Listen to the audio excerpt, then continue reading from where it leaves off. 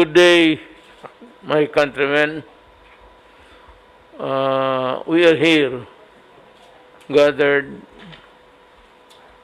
to render a report weekly to inform the Filipino people of what's in the air, so that you would know and you would be educated and to know the truth, not from sources that are polluted and or contaminated, but purely from your government officials who are paid to do their work and to do their work truthfully. Kaya kami nandito at marami namang haka-haka palagi basi anong gawin ko ang the cabinet.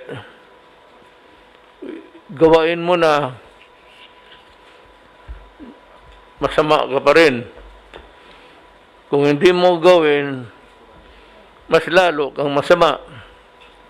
Either way, it's not a matter of losing the battle of wits against the opposition.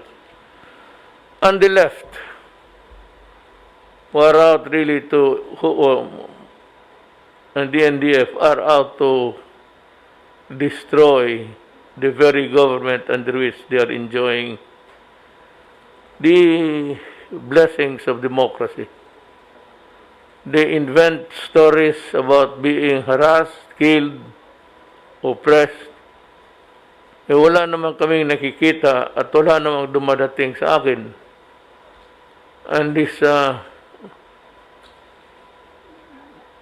extrajudicial killing, they've been harping for many years, truthfully. Nagdududa rin ako. And there was a time when I conducted a discreet hearing kung bakit. Ang dumating sa akin is that sometimes there is a rivalry of the turf. Yung teritoryo niya, kung sino ang humahawak. Pangalawa, yung who absconded, yung tinakbo yung pera.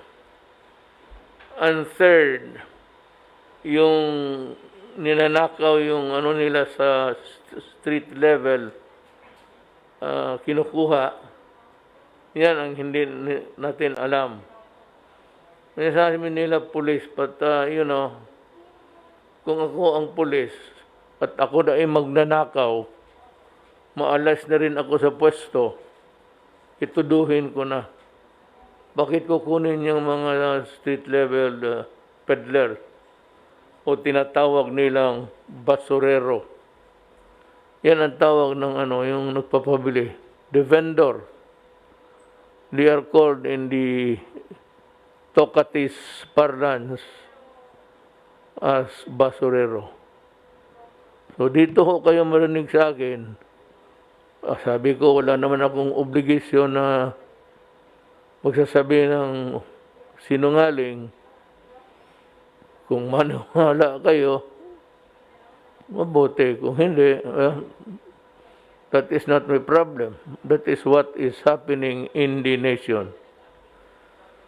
So, ganun ho ang nangyayari sa atin. And we are here to report, especially about the money. Tandaan ninyo, disabuse your mind about corruption in government. I must admit, and it would be stupid of me to invent lies, na talaga nangyari yung sa PhilHealth. And that is why the NBI, after an investigation, submitted their findings to the Ombudsman and recommended prosecution in court. Nandoon yun. Pero I said, to disabuse your mind, there are two prominent issues in the forefront today, coming to its head really yung sa PhilHealth, which is really the culprit. At yun ang pinanag-usapan. At yun ang pinagdebatehan ngayon. Iniimbestiga, inihusga. Ito namang pera ng Bayanihan Act. I assure you that it has been wisely, it has been according to rules. At sinigurado ko yan at the start. Wala hong ano dyan, walang sindikato. Wala hong sabihin mo na may nakawan. And we will be careful with the next round of bayanihan. Is it 3? 3. And there's still money to be, given to the people, to the poor, especially. Yun lang ho. Before I will give my part. I would say it should come from the ultimate portion of our program. At this time, we would like to hear the report of, of course, it is Secretary Duque. Secretary Duque is a hard-working government worker, and they say that, there has been a lot of things I have heard, I've read, and even some advice na dapat daw si Duque, Kauser, ilaglag ko na because hindi maganda sa aking administration. You know, may mga tao na pwedeng ganon. You go for the safe side. And there are a lot of people who do it. Yang gusto na lang nila na mawalaan na ng problema, basta na lang, sige, paalisin mo na lang, sabihin mo. Ako po hindi ganon. Ako'y abogado, and I know what is probable cause and prima facie. These are the two phrases that are important before you can file a case in court.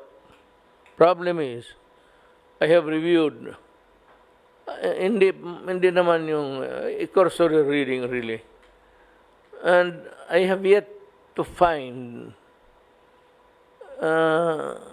yung sabi nila na ididemanda si Duque dahil may kasalanan. I have read the findings. For the life of me, I cannot really find a good reason to prosecute an innocent man. Mine is to not really prosecute just for the sake of somebody being prosecuted. My job is to see to it that the rule of law, the rules for or against a person are followed. At marami sinasabi, rule of law, hindi ka naman sumusunod, marami kang pinapatay. Wala ho akong pinatay na tao. And I never magtanong ka ng isang pulis dito sa Pilipinas. Kung magtanong ka kay Secretary Anyo sa DILG. Magtanong ka kay Delphin Lorenzana. At may inutusan ba akong taong sinabi, patayin mo ito si Mr. Santos, Edmundo Santos, o patayin mo ito si Juan de la Cruz. I never do that. And if I just keep it in my mind because I know that whether I like it or not, there is a war going on. I cannot stop the killing of criminals and the killing of my soldiers and policemen. For after all, marami rin akong patay na pulis at marami akong napatay na sundalo, not necessarily in connection with the war against the Abu Sayyaf, but it is included. And during the Marawi siege, kasali yan. Elsewhere of the part, the contraband that were hauled off from the place, Tunilada po. And once again, I am reminding whoever is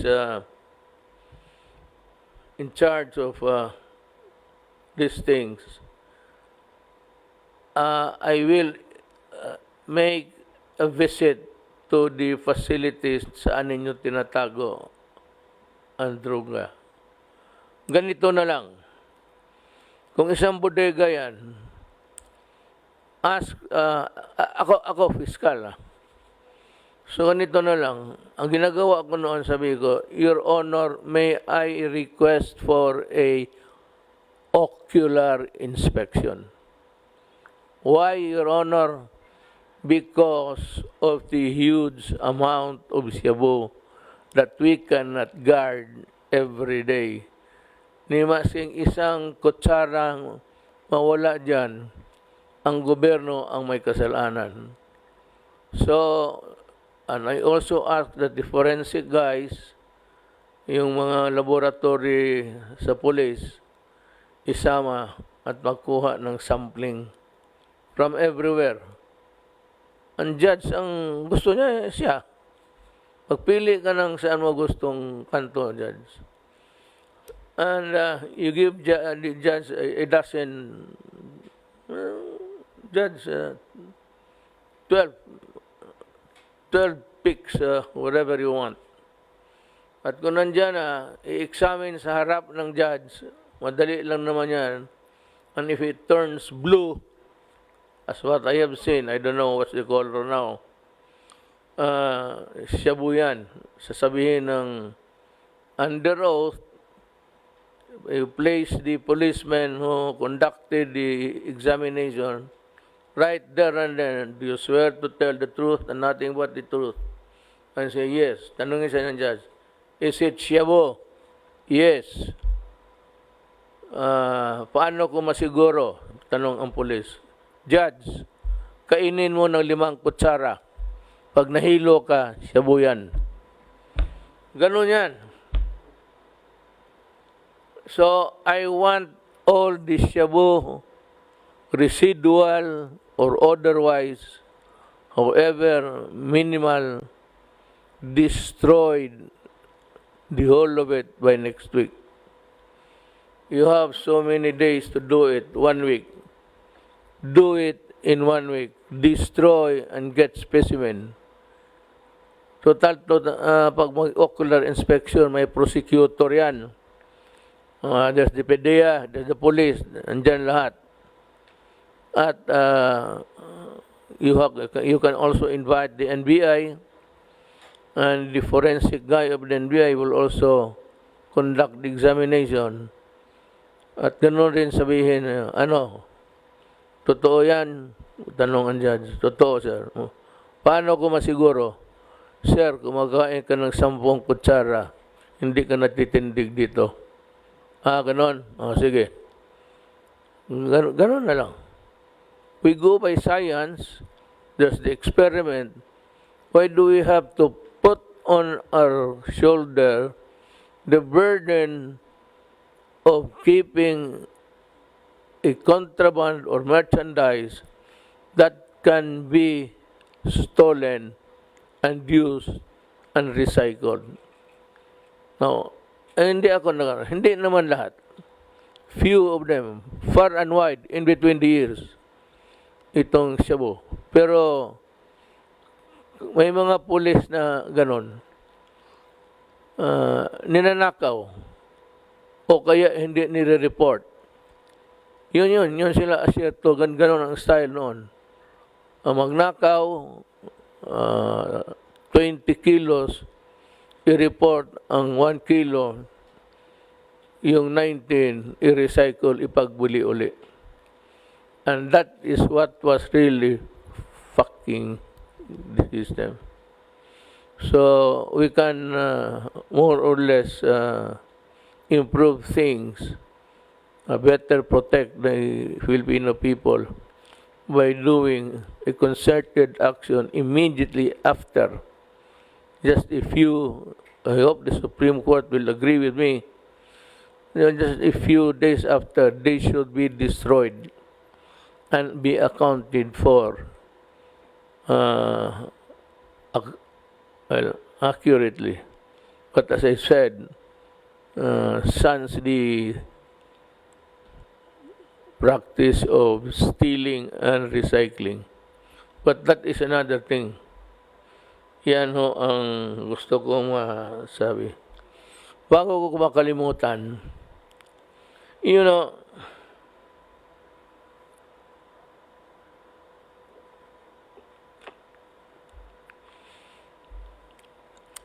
this is not the first time na nangyari ito sa ating bayan. I think that every new implementation of a rule or a measure or a regulation or something novel that is being introduced into the system of government, meron talagang nasasaktan unnecessarily. Kaya ako, nagpuputang ina dahil all these things you can avoid. Just a little bit of maybe humanity in you. Alam mo itong, hindi ko binasa kasi pag ayaw ko yun, bubuisit na ako. Itong beep card. This is not, wala si Tugadi dito yung mga tao mo, Art. Mag-introduce ka ng card, tapos ipublish mo sa newspaper, Manila Times or whatever, Daily Express, Mirror. Basta kaibigan ko, hirap ako mag-pronounce ng title nila. Tribune, isa ka pa. Tribune, lahat na. Mabasa mo itong lahat, mga Pilipino, sa opisina nila, especially the working middle class, it's easy for them to imbibe all of these things and know what to do next. Ang problema nitong lecheng ito is, you only publish it in newspapers and even radios na puro English. If at all, there is a time dedicated for the vernacular. Ang problema kulang. May mga tao hindi nakikinig sa radyo, lalo na mahirap sa kanila. Ano ba sa kanila yan? What is it in government that really concerns us, that really bleed their hearts for us? Wala. Basta sila, sunod lang. Pagsabi ng pulis, dyan, huwag kayong dumaan. Dyan, huwag ka, huli ka. The poor guy, yung wala masyadong means of yung transmittal, yung conveying of the news that are really worthy. Ito yung silang basta-basta na kasanayan na lang. Now, itong beep na ito, beep na yun, okay yan. Wala akong problema. Ang problema ko kasi itong maliliit. At marami yan. Mas marami yan kaysa mga the so-called mga edukado. Mas marami yan sa daan. Mas maraming ignoranteng Pilipino kasi walang panahon mag-aral, walang pera, o kaya wala talagang there is nothing in life that would impel them to seek an education. So ito sila, pagpunta sa Quiapo, lalo na mahirap, dala lang nila yung tamang pamasahe. I don't know the exact fare. I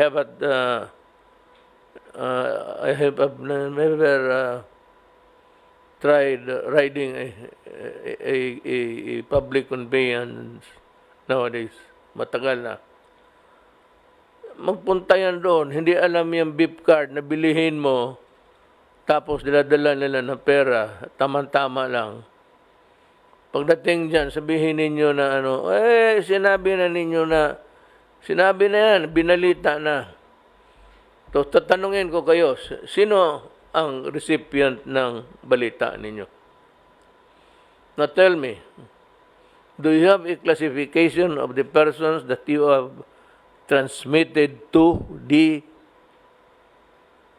news strategy or setup? Ang problema niyan, ang masakit sa akin, yung walang kulang yung pera,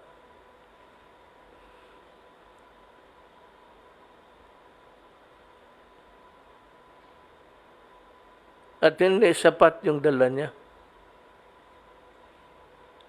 Yung iba naman, may pera, hindi naman nakakasakay. Kasi beep ng beep nga eh. Alam mo, kung ganun ka, if that is how it is being implemented hurriedly, or it's or public interest that it be implemented kaagad, make provisions for these people, those who have not heard, those who will never hear it, and those who have really nothing in life. Magpreparar kayo ng ngayon sabihin ninyo, alam mo, baski yung mga loko-loko, alam mo, sa totoo lang, ganito yan eh. Magdampot ka ng 5 gagong may dyan sa either police o yung mga gangster dyan. Yung may hawak, alam ng police yan. Sigurado ako, 100% sigurado ako. Dati akong police eh. Mag-pick up ka ng 5 dyan, turo mo sino yung mga gago. Bantayan mo na hindi makahingi, hindi regal in by whatever style or reason. Turo mo lang. Kuha ka lang ng 5-6 dyan. Pag-pick up ka, halika dito. Teka, bigyan kita ng 1 araw na sweldo. Magkano ba kinikita mo? Putang ina ka. Sabihin mo, sir, makita kami mga 500. O sige. Sabihin ko kay chief ko, 500. Tapos, yun ang magbantay. Yun ang magturo na yan, taga rito yan, taga rito. Madali yan eh. Kung gusto mo talagang gawin, madali. So, a host of ways to do it. Ayaw ko nang makita sunod na you have failed to make some provisions for this.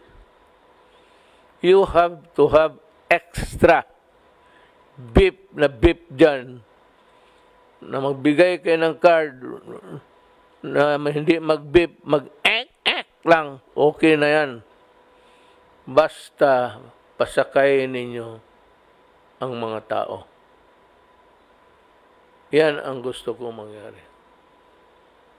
Shabu on the riding public, a lot of them, yung iba, maglalakad na lang. Ako may experience ako sa gano'n na bagay, pero ayaw kong sabihin mo nagpapahiro ako. But, mga kasama ko sa dormitoryo, there are times sa buhay, may panahon sa buhay, meron ka, may panahon sa buhay, wala ka talaga. Matay ng tatay ko, wala talaga kami. So, ayaw ko na lang ikwento kung anong nangyari.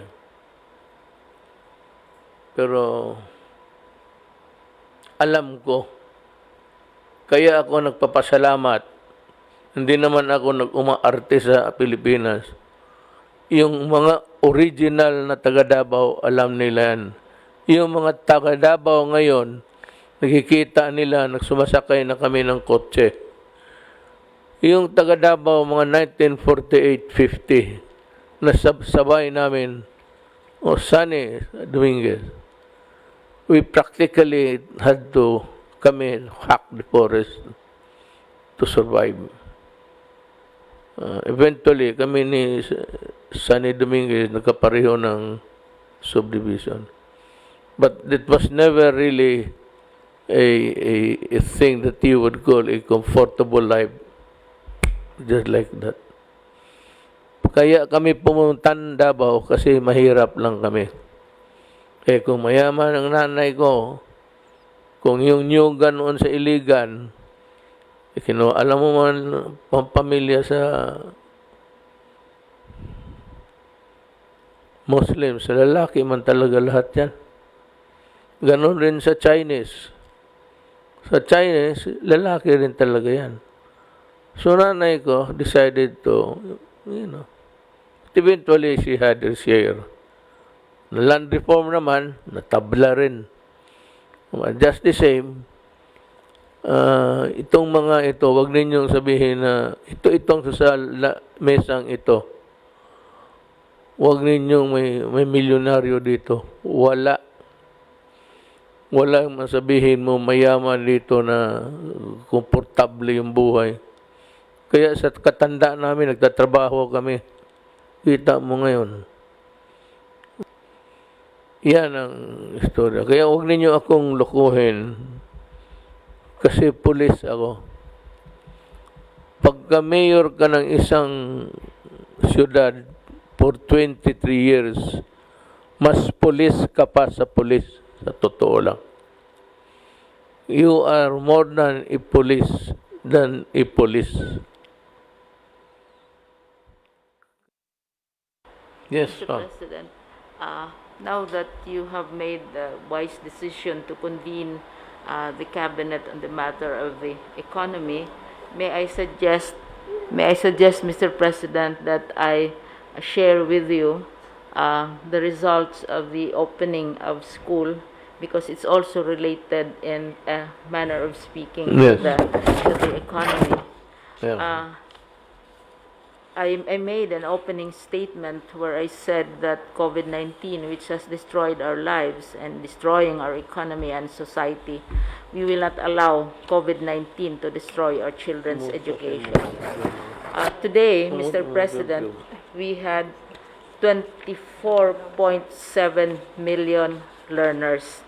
And this is 89% of last year's numbers and is higher than the 80% adjusted number which was assigned to us by NEDA.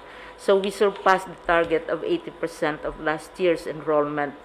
Ang public schools, Mr. President, halos 100% ang enrollment sa public school. Pero ang sa next slide please, sandali, sige pa.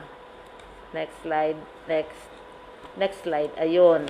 Makita natin na ang total enrollment ay 24.7. Every day, Mr. President, the number is going up. Sa public, 22.5 million, which is already practically 100% of last year's enrollment in spite of the pandemic. Ang medyo mababa, and this is related to what we were discussing a while ago, is yung alternative learning systems natin, which is the program for workers, for those who are out of school, who go to school during weekend, and which we consider the DepEd's favorite legacy program for you, Mr. President. Bumaba ng husto. This is because those who have jobs, who don't have jobs anymore, cannot afford the costs already of education. At saka 52%, kalahati lang ang nakabalik. Ang medyo nakakabahala din, ang private schools, ang enrollment sa private schools, 2.1 million ngayon, and this is one half of last year's enrollment from private schools. At dito natin nakikita, Mr. President, ang maliwanag na koneksyon ng ekonomiya at ng edukasyon. Dahil yung maraming walang trabaho, hindi na sila maka-afford ng pag-aaral sa private schools. Kasi sa public schools, halos 100% ang nangyayari. Pero ang tumigil ay yung nasa alternative learning systems, yung mga workers natin, at mga out-of-school children, at saka sa private schools na halos kalahati. Ay ito na nga ay malaki na, Mr. President, dahil nung nag-umpisa kami last June, hindi umabot ng 20% ang nag-enroll galing sa private sector. So unti-unti nang tumataas.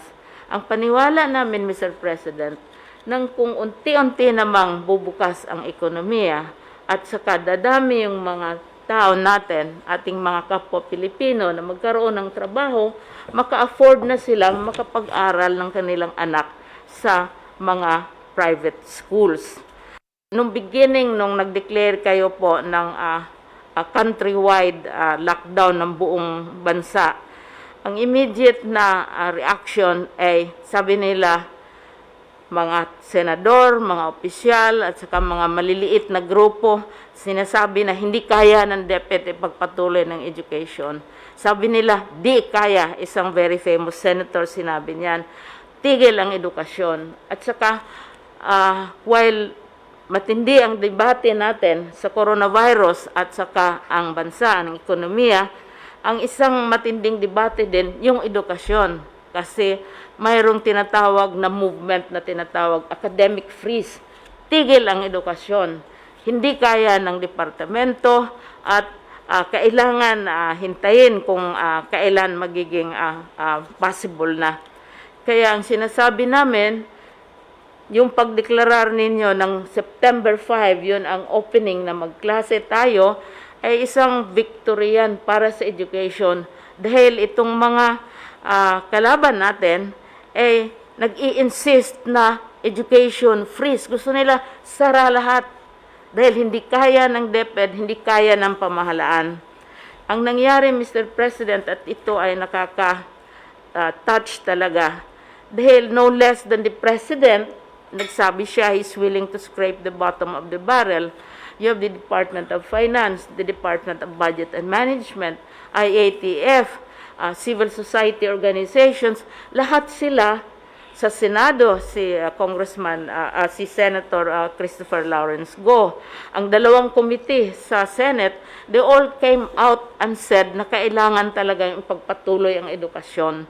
So hindi lamang DepEd ang nagsasabing ipatuloy ang edukasyon, ang Presidente nagsabi, ang Legislature nagsabi, ang civil society nagsabi, and even our foreign partners, and Secretary Dominguez knows this, nagsabi silang hindi pwedeng itigil ang edukasyon.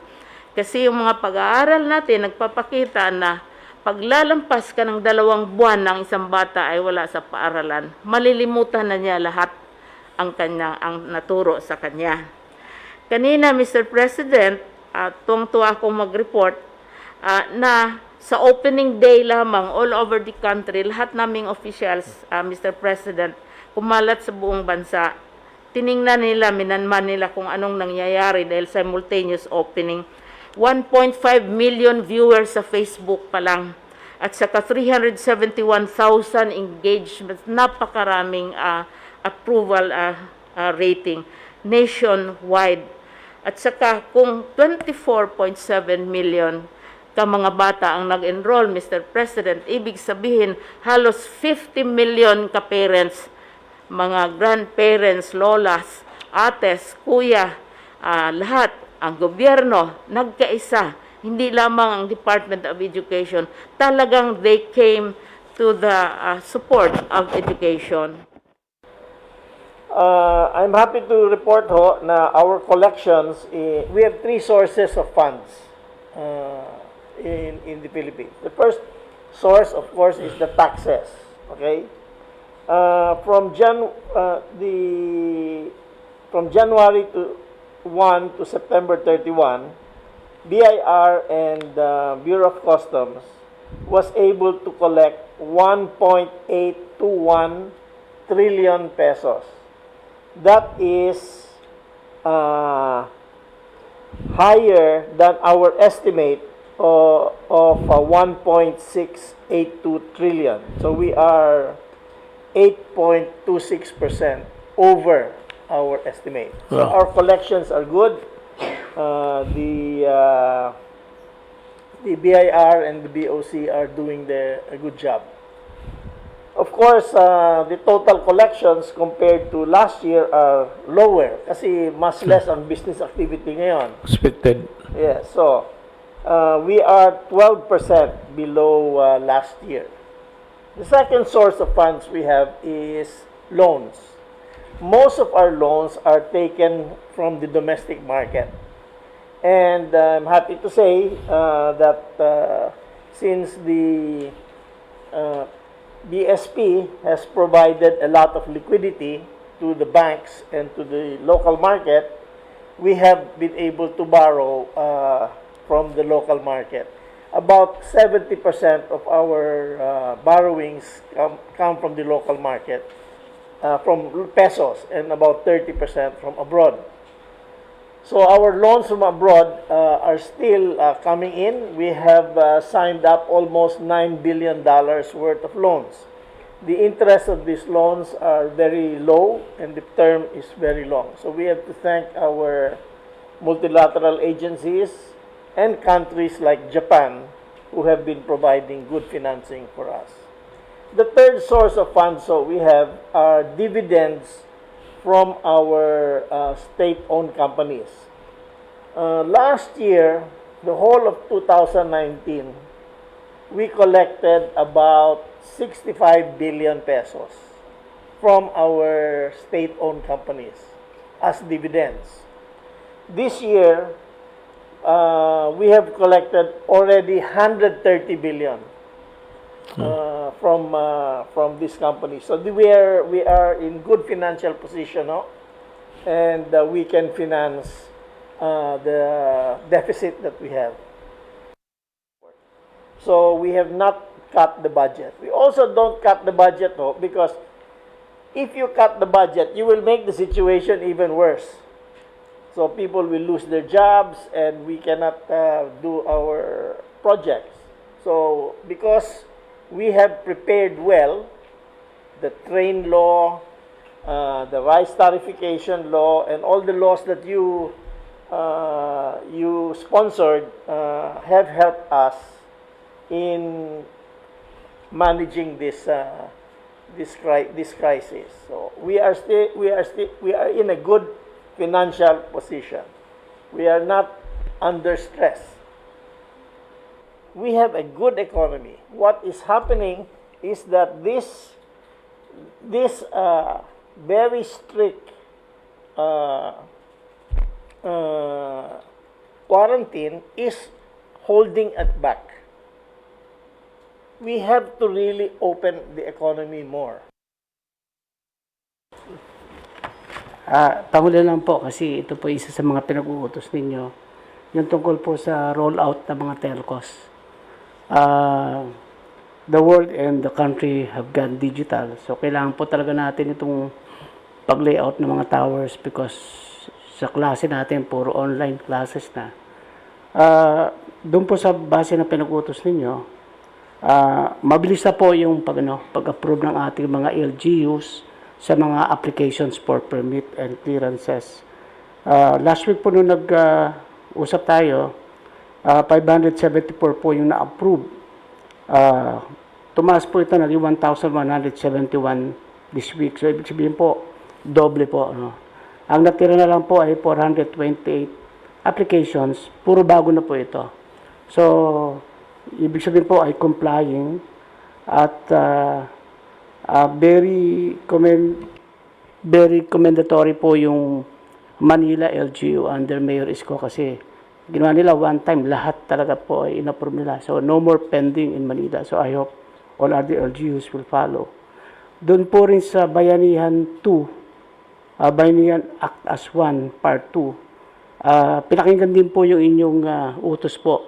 May isang provision po dito sa Bayanihan 2, ang automatic rollout ng telcos sa pagtatayo ng PTTIs or Passive Telecom Tower Infrastructure. Ni-waive na po lahat ng mga requirements dito except building permit and height clearance permit.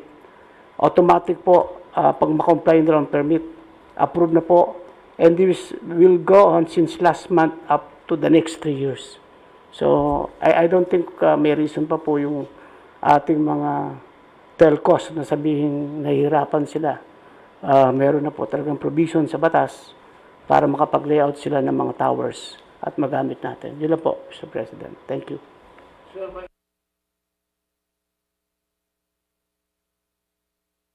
Yung may isang ano na lahat nandoon na. But I said I think it was approved by the barangay, but it hit a snag again in the mill, in the grid of ano sa about 4 briefers ago. Ipahanap ko na sa ano sa staff mo. Nabasa ko lang.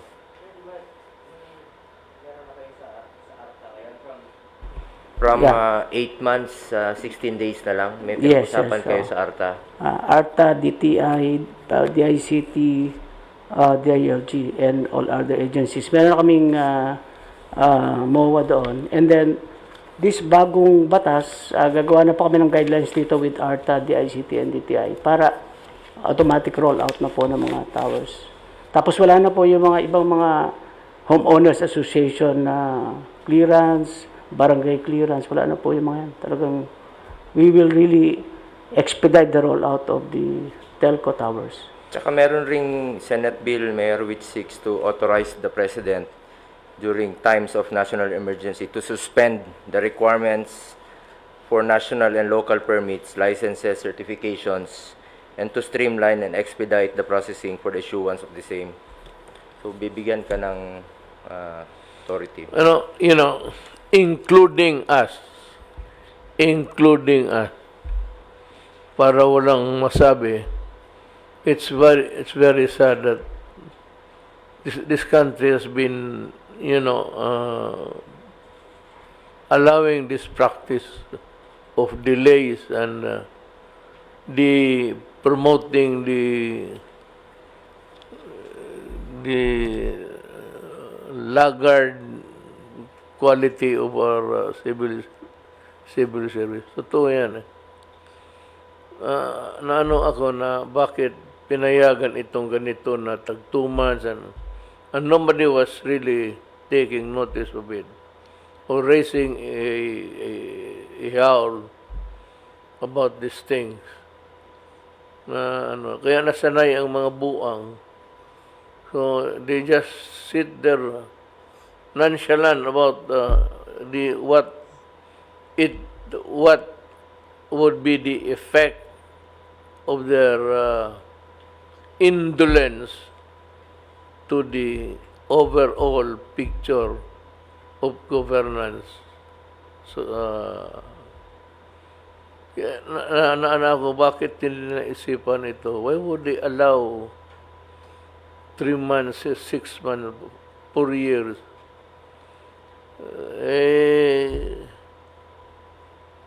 Kaya may ibang sa cabinet, I had to ask them to leave because despite of my pleadings, almost begging everybody to do it faster. Nangyayari ba na yun? And why would they allow, for example, like 1 month? I mean, it can be done in 1 week, 3 days. Hindi ako nag-ano, but Inday, my daughter, has also followed it with more vigor and vitality. She has shortened it to 1 day. Ako noon sa Davao, 3 days talaga. If it is more than 3 days, explain to me in writing why it took you more than 3 days. or else I will file. Diretso na ako sa ombudsman. I will ask you for negligence or talagang tamad, not doing your duty. And to say that this is all of these things are available to everybody. Para wala na rin including us, kasaro rin tayo. At least we were able to realize the folly. At least I have 2 years to make things faster. I did not see any success of the project because of the expedited. I only want to see things moving. That is enough for me. Mga mga kababayan ko, narinig naman ninyo pinag-usapan namin dito. Una, ang reklamo ko, yung mga Pilipino na hindi alam o walang kakayahan na makalakad kung saan sila pupunta, bahay, umuwi ng bahay, umuwi ng kung saan. And they were not prepared with this card. Kaya yung card na yan, card lang naman yan, ibigay na yan libre. Bakit pabayaran pa?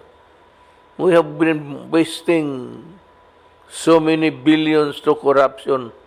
Tapos hindi maibigay. That's why I would like to talk to Secretary Tugadi next meeting, because I would raise with him the possibility of giving it free. Yung first day of nakita ko, kawawa yung may mga babae na yun lang ang pera nila, tapos they have to take 2 travels. Kulang na sila sa pera nila kung magbili pa sila. It was almost it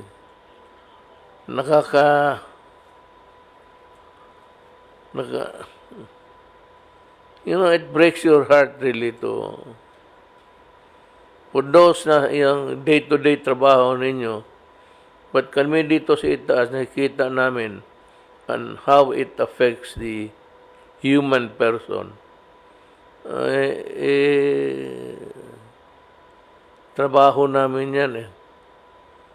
So, if there is no relief in sight, or if it cannot be done immediately, I suggest that we find the money and give it to the public free para walang gulo at saka lahat mayroon. Kasi hindi lahat Pilipino may pera. Kung may pera ngayon, mahirap. Money is really hard to come by. Butit lang makasakay sila, at least mayroon silang card. Give the card free. Yung para hindi yung pamasahe. Yung card lang na i-swipe mo, yung babayad ka doon. At least you are put on aware that you have this protocol modality na gagawin mo. Hindi sila, wala siya mahanap ng card. Pupunta pa sila ng kalukuhan. But pag-swipe mo, mga mahal kong kababayan, yung card lang i-swipe, pero yung card bibigay sa libre. Ang utos ko kung masunod. Pero yung pag-swipe mo, may bayaran ka. Bayaran mo. Kailangan alam ko mong magkano. So, wala na pera. Alam mo, Baklaran, Quiapo. Kailangan alam mo ang pamasahe dyan. O di wag ka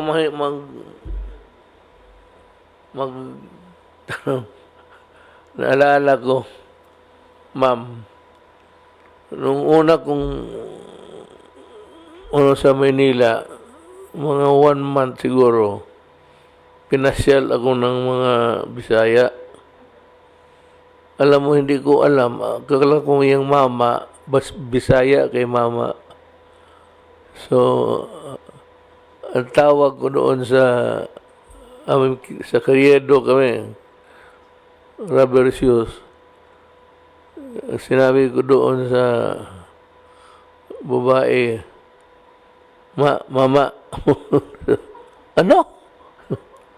Mama, sabi ko, hindi ako mama. Gusto ko tawagin aliw, mama. Sabi ko, ano pala itong putang inang mama dito? Kala ko, mama na. Mama na you chew the beetle nut. Totoo yan. Totoo nangyari yan.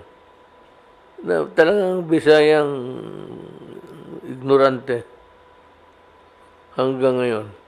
Well, anyway, I'd like to thank you, mga kababayan ko, for bearing with us, listening, trying to get the gist of what we're talking about. So Monday we'll have a cabinet meeting, and there will be some far and wide decisions to make. I'm not sure that it will succeed, but at least it will be discussed for you. Maraming salamat po.